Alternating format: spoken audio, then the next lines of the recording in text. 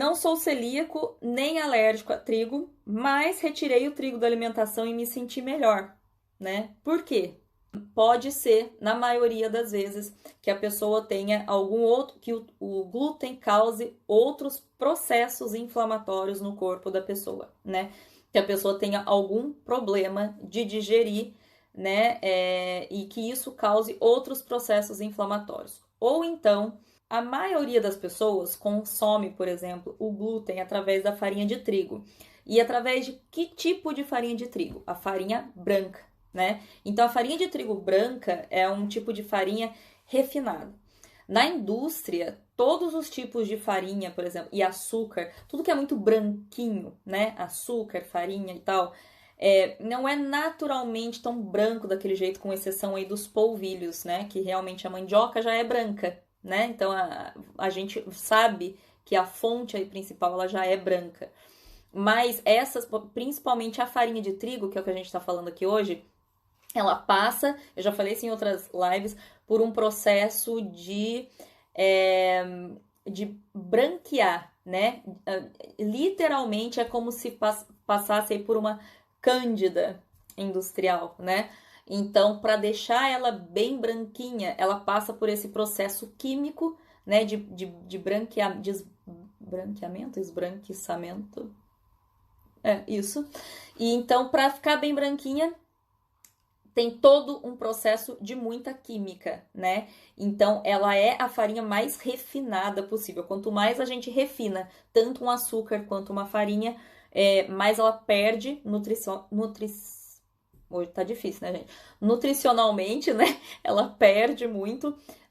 E aí, sim, ela fica mais fina. Muitas vezes o resultado na receita é melhor, tanto do açúcar quanto da farinha de trigo, mas você perde muito na questão nutricional e passa por mais processos químicos. Esses processos químicos são mais agressivos para a nossa digestão, para o nosso organismo. Então, muitas vezes, não é o glúten em si, né? Mas sim o processo de refinar essa farinha que faz com que algumas pessoas não se sintam bem.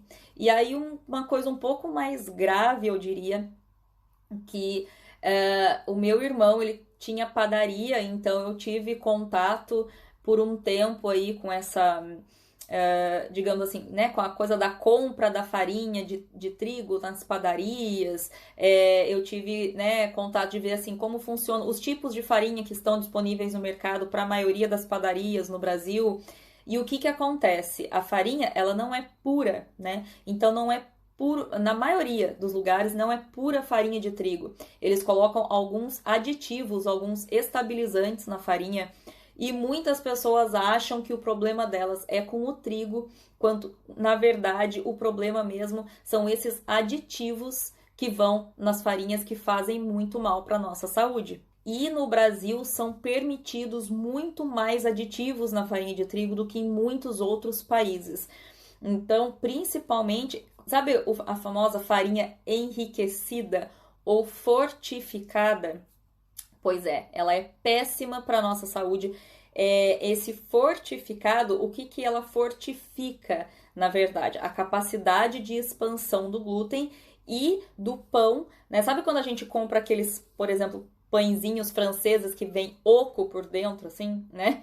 Com aquele miolo que você faz assim e ele esfarela, né? Ou seja, ele tem aquela... parece que fica bem levinho, né? Ele é pura casca. Então, como a maioria das pessoas gostam aí daquela casquinha do pão francês, para ter esse resultado, para a farinha dar aquela expansão toda, sem ficar pesada ou pior, né? Principalmente para render, digamos assim, a quantidade de farinha, porque daí você consegue fazer os pães bem menores e eles crescem, né? Ficam grandes assim, fica num tamanho comercial interessante, usando menos farinha. E aí as padarias têm mais lucro com isso.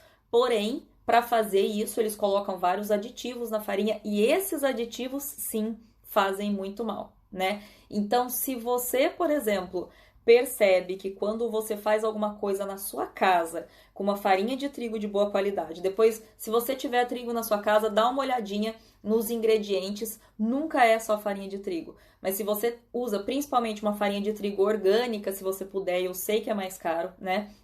Mas se você puder usar de boa qualidade e você percebe que quando você come alguma coisa feita na sua casa com ela, você passa bem. E quando você come, por exemplo, o pãozinho da padaria, né, coisas de outros lugares e você passa mal, então com certeza você não é intolerante ao glúten, né? Você não é celíaco, com certeza, né? E sim, são os outros aditivos da farinha que fazem mal pra gente. Então,